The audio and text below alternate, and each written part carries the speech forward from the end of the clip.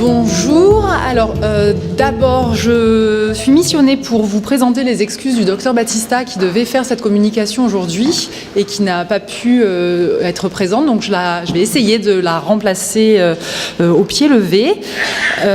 L'idée aujourd'hui, ça va être d'essayer de vous parler de la prise en charge spécifique, plutôt non médicamenteuse, parce qu'on est chez l'enfant quand même, donc il faut déjà commencer par mettre le postulat qu'à l'heure actuelle, on n'a pas de recommandations spécifiques de prise en charge pour les enfants en troubles de stress post-traumatique. Donc le cadre là, il est posé. Et c'est vrai que quand on parle de prise en charge spécifique, c'est un peu délicat pour moi de vous parler des prises en charge sans évoquer quelle est la symptomatologie des enfants de tous les âges, depuis les tout petits jusqu'à, on va dire, les adolescents. Donc la présentation là, elle va être plutôt orientée de deux façons, avec deux grands moments, deux grandes étapes. D'abord, je vais reprendre, et je suis désolée si ça fait un petit peu scolaire, les caractéristiques et la définition du trouble de stress post-traumatique chez les enfants. Et puis, on va essayer de voir quelles sont les thérapies que l'on met en place au sein du centre d'évaluation du psychotraumatisme pédiatrique de l'hôpital Lanval, qui en fait a vu le jour en janvier 2017, donc qui est tout récent, et qui avait au départ comme mission de prendre en charge les enfants qui ont été victimes, ou en tout cas pour qui l'attentat du 14 juillet 2016 a eu des conséquences. Et aujourd'hui, on continue à recevoir certains enfants, on continue à recevoir des enfants pour la première fois, qui n'ont jamais consulté à 2 ans et demi. On en a encore eu cette semaine et on en a toutes les semaines. Et on a quand même une ouverture sur différents types de psychotraumas. On a parlé tout à l'heure, en tout cas le professeur Benoît et puis Madame Trousselard, le docteur Trousselard vous a parlé des différents événements qui pouvaient être traumatiques. Et donc, chez les enfants, je vais commencer par essayer de vous expliquer, chez les 0-5 ans, l'exposition traumatique, c'est bien sûr l'expérience directe à un événement traumatique, c'est entendre ou voir arriver à une autre personne, pareil que chez l'adulte, d'accord ? Et c'est apprendre que l'événement traumatique est arrivé à une personne importante dans la vie du bébé ou du jeune enfant. Alors, la question de l'exposition, on va parler des bébés, du jeune enfant, une menace significative, d'accord, une blessure sévère, un accident, une maladie, un trauma médical, une perte significative, un désastre violent, un abus physique et sexuel. Alors, l'enfant, qu'est-ce qu'il peut présenter comme type de symptômes et qu'est-ce qui peut vous alerter ou nous alerter ? Le bébé ou le jeune enfant, JE c'est pour jeune enfant, va présenter ce qu'on appelle des réminiscences, des reviviscences du trauma, et il est censé présenter au moins une des manifestations suivantes, c'est-à-dire qu'il peut jouer ou se comporter comme s'il remettait en acte certains aspects de l'événement. Il peut ruminer au sujet de l'événement avec des répétitions de questions quand il commence à parler, avec plus ou moins d'anxiété. On va également avoir une augmentation de la fréquence des cauchemars depuis l'événement, sachant que les cauchemars, ils n'ont pas besoin d'être en lien direct avec l'événement et avec ce qui s'est passé.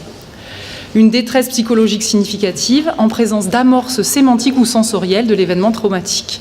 Alors, une amorce, je ne sais pas si c'est le fonctionnement mnésique, si vous êtes habitué à ce type de vocabulaire, mais si vous voulez, l'idée d'avoir un élément qui va ressembler ou qui va être similaire pendant l'événement et à un autre moment va vous réamorcer, va vous faire vous rappeler, si vous voulez, de ce qui s'est passé. Et ça, les amorces, elles peuvent être des pensées, mais elles peuvent aussi être sensorielles. Alors, l'enfant, parmi les réminiscences du trauma, ça va induire quoi ? Chez le tout petit, ça peut induire une suractivation physiologique en présence d'amorces mnésiques. Ça veut dire qu'on a des bébés, des enfants, qui ont une transpiration plus importante, une respiration accélérée, pourquoi pas un changement de couleur, Et on peut également mettre en évidence des épisodes dissociatifs après l'événement traumatique. C'est des enfants qui se figent, qui s'immobilisent, dont le regard est fixe, avec potentiellement une insensibilité aux stimuli extérieurs. Ces épisodes dissociatifs-là, ils peuvent durer plusieurs minutes ou quelques secondes. Et c'est vrai qu'on a des discours de parents qui nous parlent de bébés qui, tout à coup, ont sombré dans le sommeil, d'un coup. Ils se sont endormis, ils n'étaient plus là. Ça, c'est le discours des parents.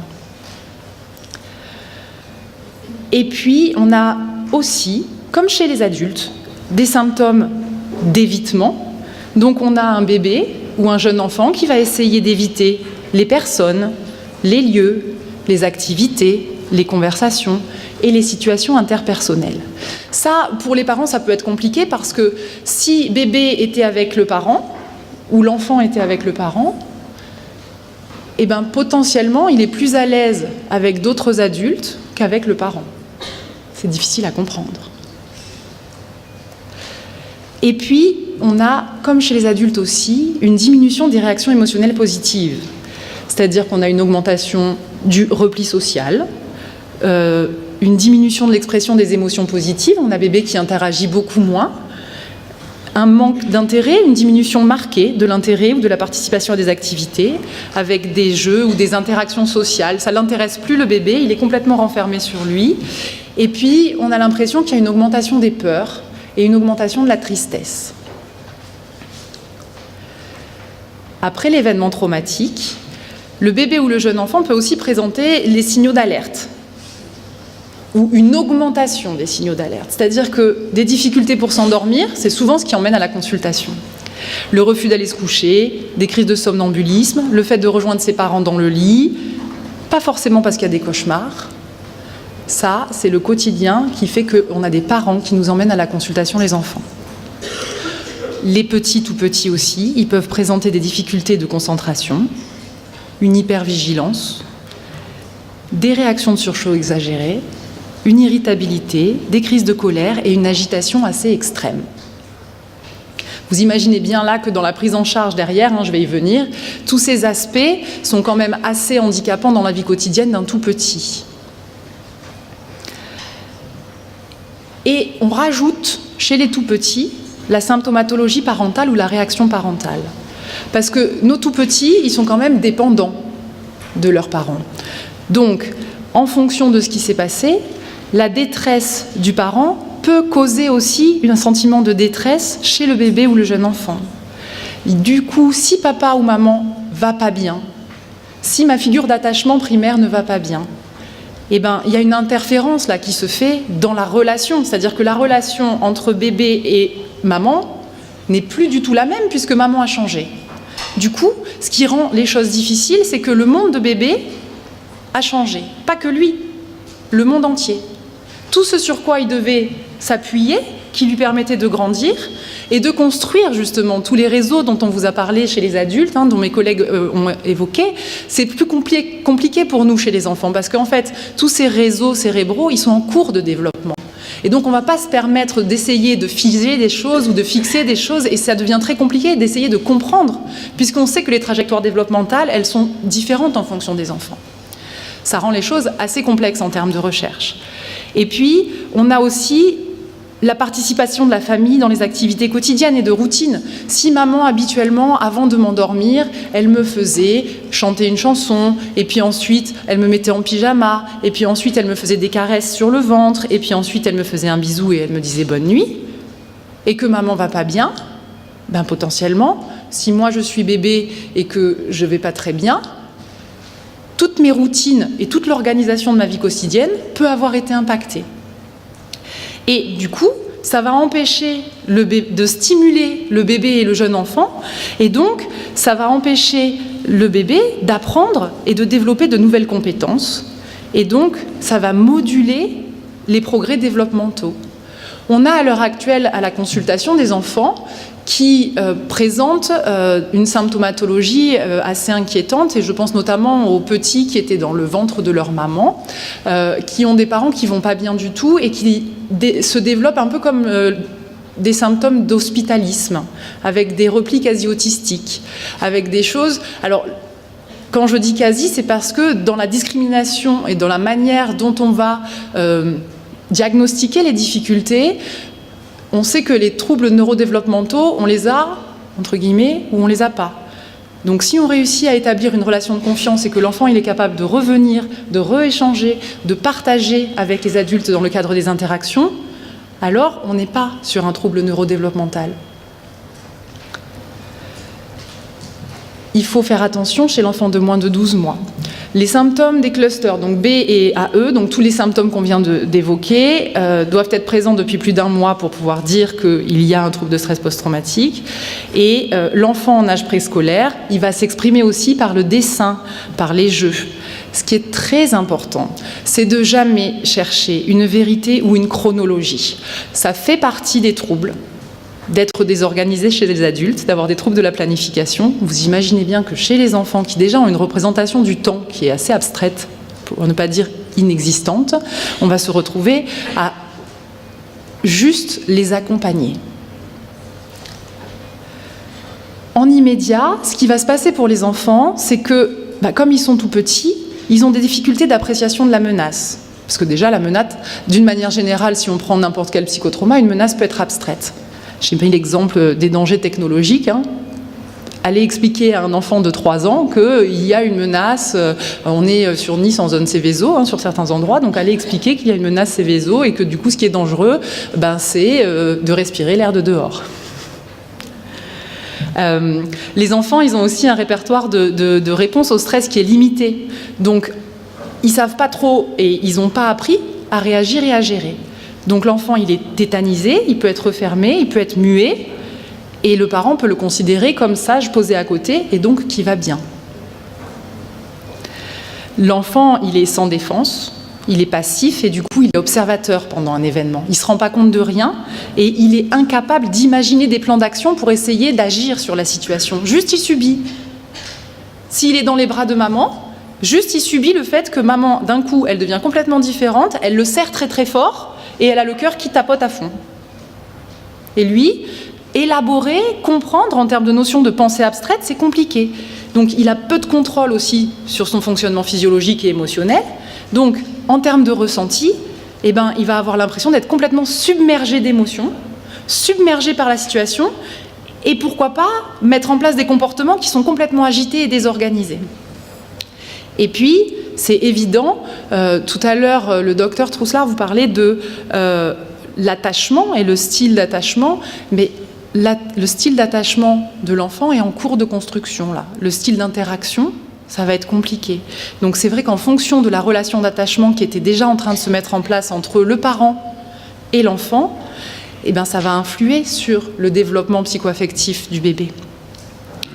Et évidemment, là je vous parle d'enfants qui sont préverbaux, donc qui ne sont pas capables de verbaliser ce qu'ils ont vécu. Ils ne peuvent pas vous dire, oui, alors quand il s'est passé ça, c'est compliqué. Ou je pense à ça, ou je ressens ça.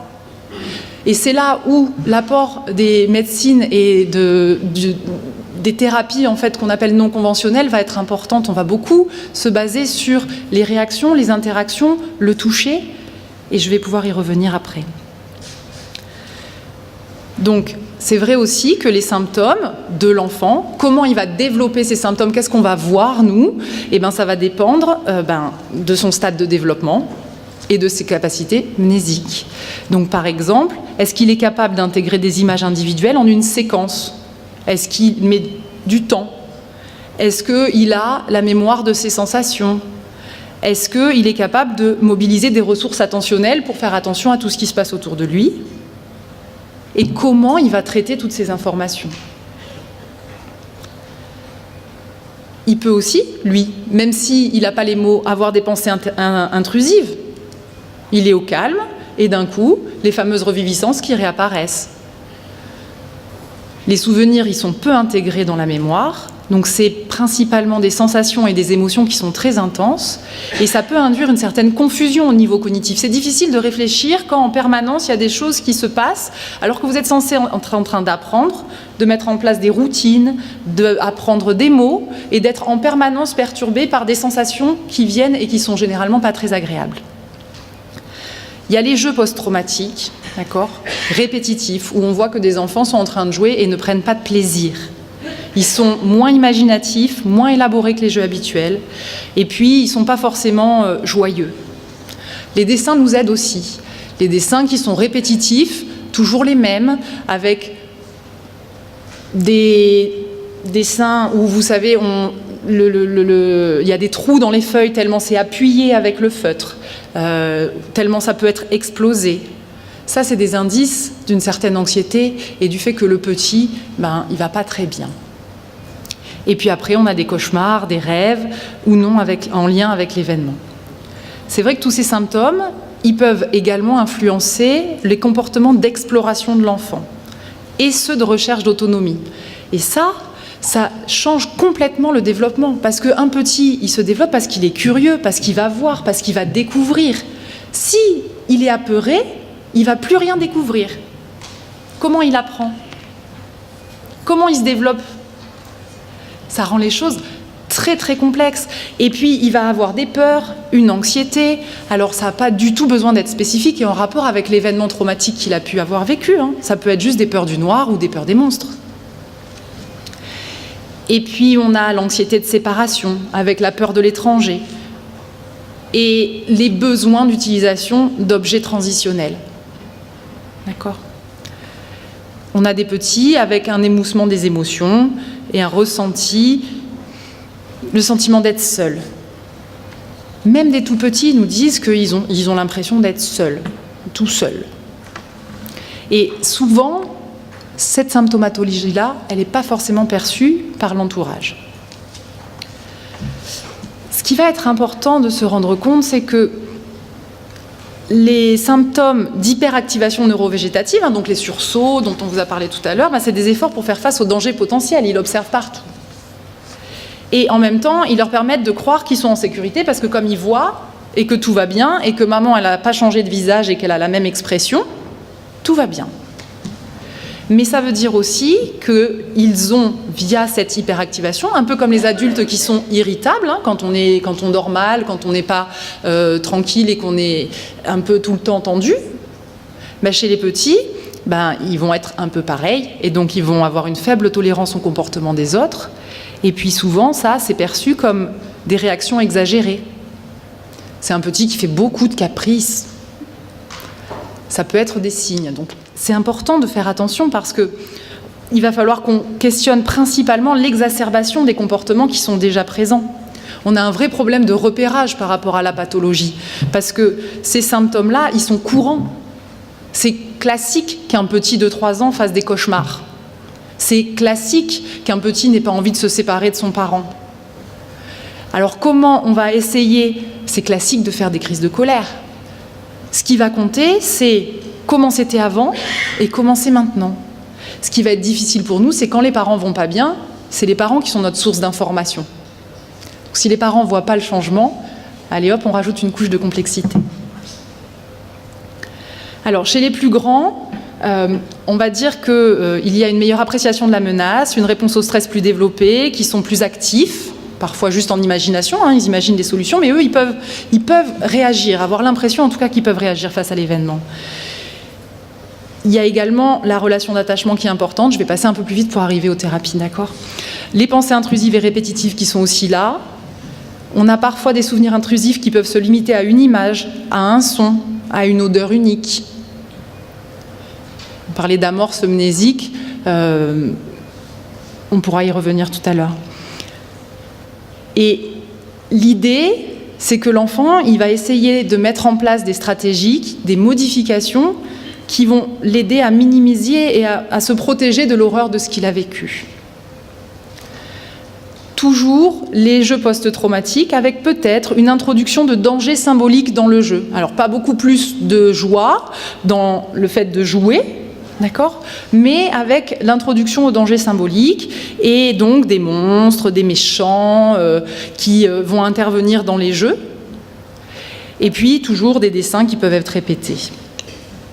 L'évitement des pensées, des lieux, les peurs spécifiques, l'anxiété de séparation, pareil que chez les plus petits. Les adolescents, eux, ils ont encore plus une meilleure appréciation de la menace.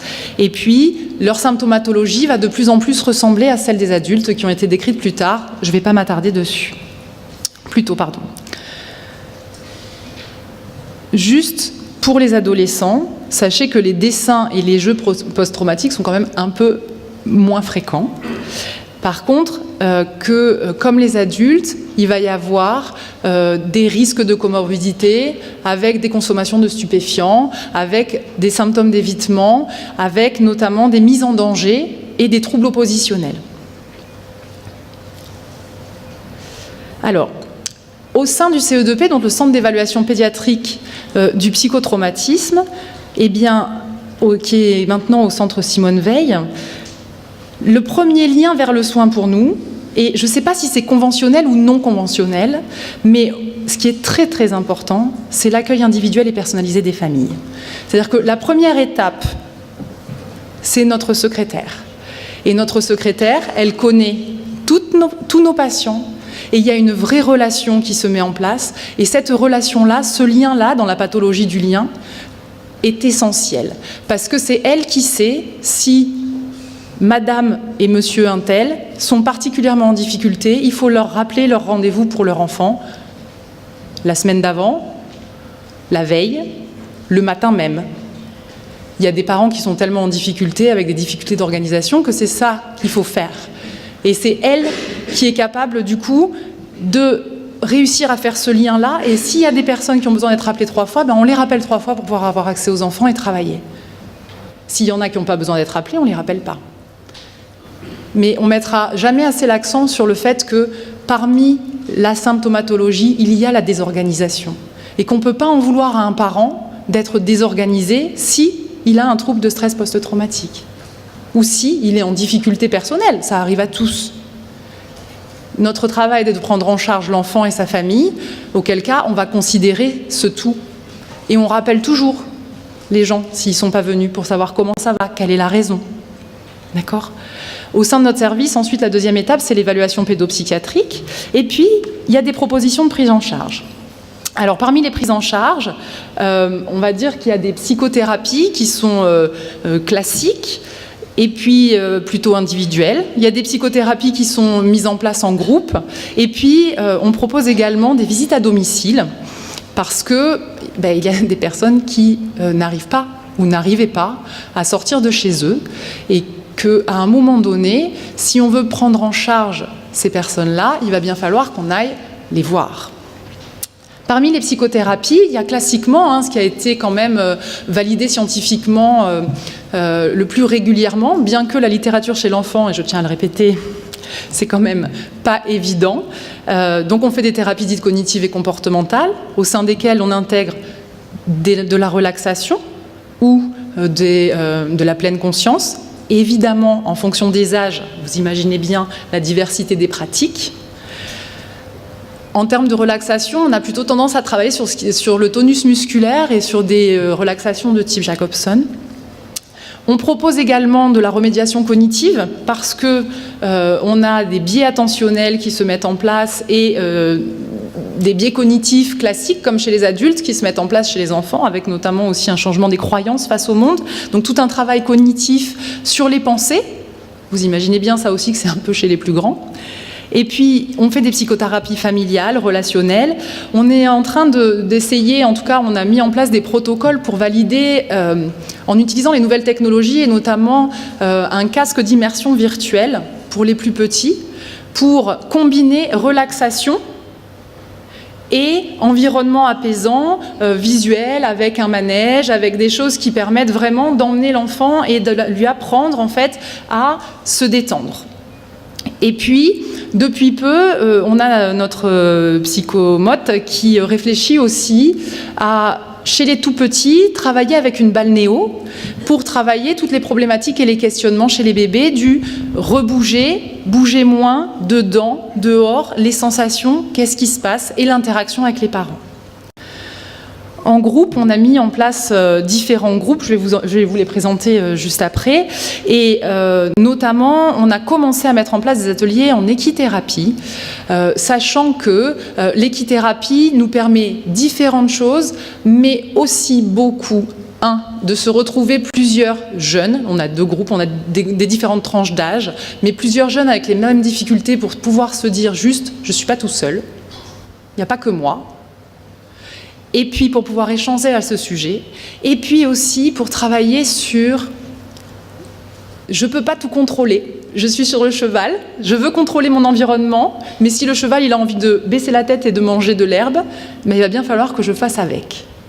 Et puis il y a aussi détecter les signaux sur les animaux.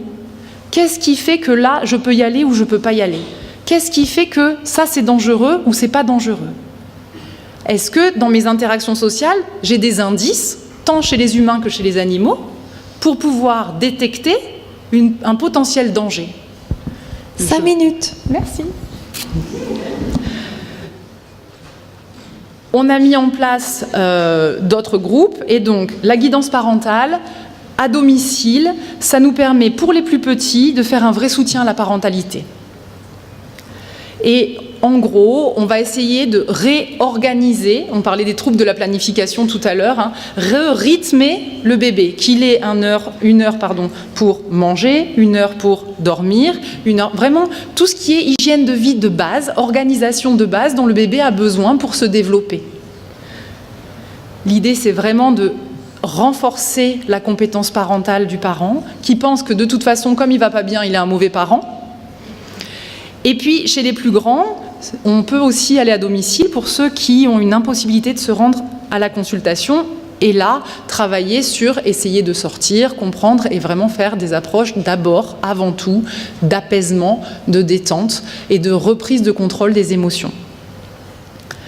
Il y a un atelier thérapeutique qui s'appelle Mamané, qui permet de restaurer le lien d'attachement. L'idée, c'est d'aller dans un lieu extérieur à l'hôpital, c'est d'aller à la bibliothèque, et d'être dans un coin très sécurisé, je vous montre la vidéo, ça sera les images, où il y a tout un petit coin et on va essayer de ritualiser les séances, d'avoir toujours d'abord un rituel de début d'atelier avec une chanson, d'avoir ensuite de la lecture entre maman et bébé, de recréer du lien entre maman et bébé, d'aller ensuite sur un livre qui est plus sensoriel, où on peut toucher, où on peut appuyer, où on entend différents sons.